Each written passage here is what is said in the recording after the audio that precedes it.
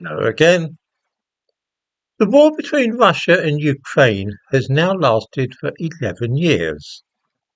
In February 2014, Russia seized the Crimean Peninsula and encouraged proxies to grab the provinces of Donetsk and Luhansk.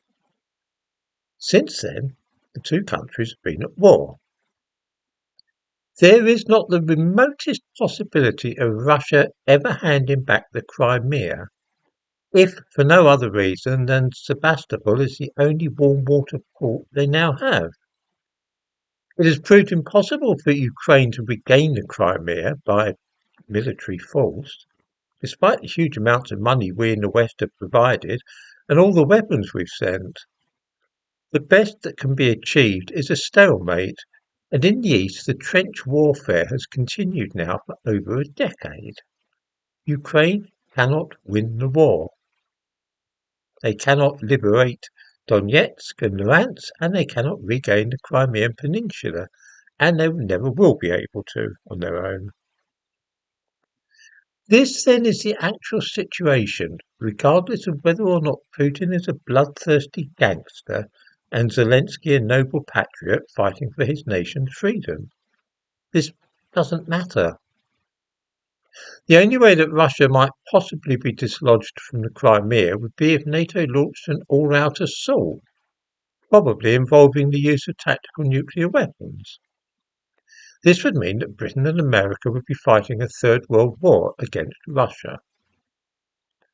So there really are just three choices. The first is to encourage Ukraine to continue fighting a war it can never win by giving them arms and money for as long as they want them. Second is to start World War III. And the third is to accept that Russia will keep the Crimea and negotiate a peace treaty between Russia and Ukraine. That's it. There are no other possibilities. Forget who's right and who is wrong. That doesn't affect matters.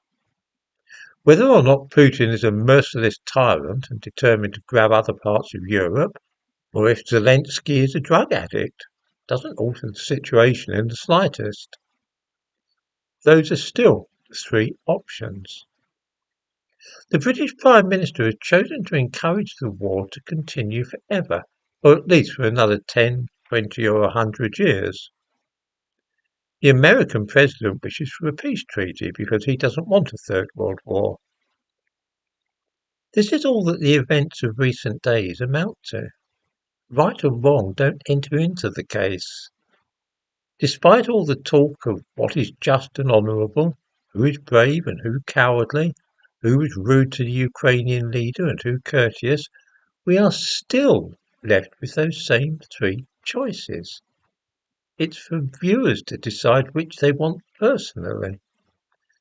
Just to remind you, we can have either an endless and hopeless war, which Ukraine can never win by military means, paid for by Britain and other countries, or a negotiated peace, or failing either of those two options, we can start the Third World War. There are no other possibilities.